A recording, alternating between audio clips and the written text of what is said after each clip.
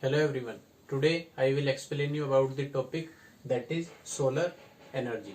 Solar energy is renewable source of energy and is a major source of energy on the earth which runs or and regulates different natural processes on the earth. For example, water cycle, production of food, wind, fossil fuels are only due to the solar energy. Now the question is that how solar energy originated or what is the source of solar energy.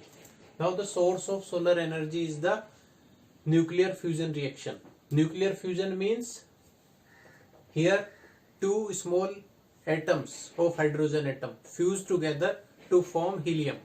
So this is the source of solar energy. Now the solar constant, value of solar constant for earth is 1366 watt per meter square. Means on the earth surface when earth is at a mean distance from the sun, then the value of solar energy is 1366 watt per meter square on the earth surface. So this is the solar constant. Now the wavelength, as we know that we receive solar energy in the form of electromagnetic radiation. Now the wavelength of this electromagnetic radiation is varies from 150 nanometer to 4000 nanometers mainly, but in this the major fraction is from 315 to 1400 nanometers. Now the parts of the solar energy, if we divide solar radiation, then the three major parts of solar radiation or solar energy are: first is visible part, second infrared part, and third is ultraviolet part. Here in this visible parts only 40 to 43% of the solar radiation, infrared maximum that is 52 to 55%, and UV radiation 3 to 5% only. So this is the fraction or the division of solar energy into different fragments. Now the question is that how we can utilize this solar energy.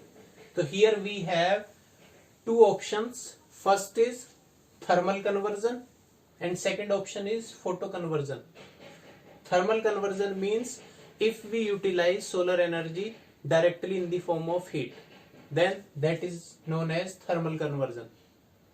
Second option we have is the photo conversion. Photo conversion means if we convert solar energy into electrical energy, then that process is known as photo conversion. For example, with the help of solar cells, solar panels, we can convert solar energy into electrical energy. Now next in this is solar energy collectors. How we can collect solar energy. So again we have two different type of collectors. First is passive collectors, solar energy collector, and second is active solar energy collectors. So try to understand what does it means. Passive solar energy collector means in that no external equipment is required. Means we generally use direct heating, surface material, stones, glass, buildings directly heated up by the solar energy. No external equipment is required. So that is known as passive form of solar energy. On the other hand, active form of solar energy or the active collectors are those collectors in which we require some external equipments. For example, solar cell, water, pump, air, glass panels, and so many other equipments are also there. So these are the two type of collectors, solar energy collectors. Now next is this is applications of solar energy. How we can utilize solar energy in different operations. So we have different options.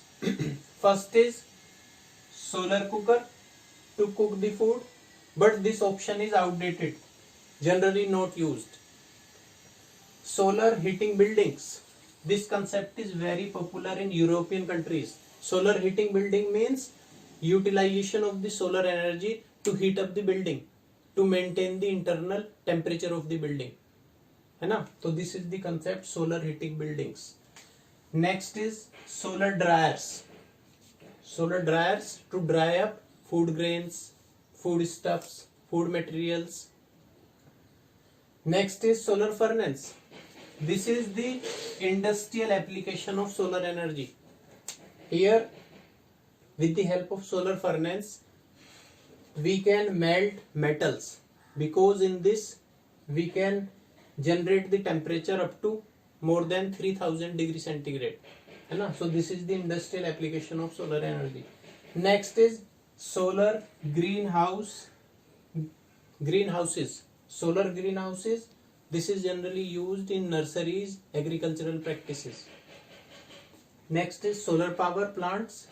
Solar power plants means construction of solar ponds, and with the help of these solar ponds we can generate electrical energy. So I will explain you all these concepts in detail in upcoming lectures. Next is solar cell.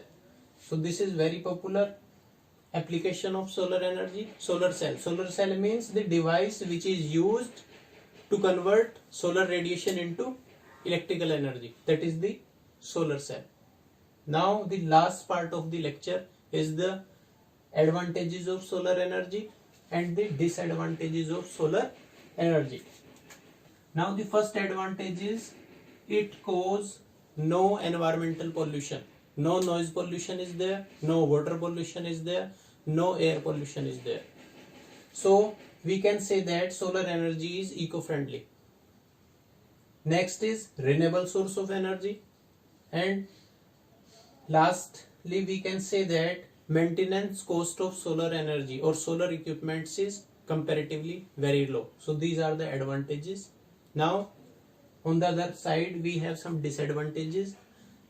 So first is high installation cost. The cost of installation is very high. That's why we generally, or most of us, don't want to adopt solar energy for domestic purposes. Next disadvantage, it requires large area. For the generation of electrical energy, it requires large area because the energy density is very low. Next is in adverse or unfavorable weather conditions during night, during rainy season, during foggy season, it is not possible to generate solar energy efficiently. So these are some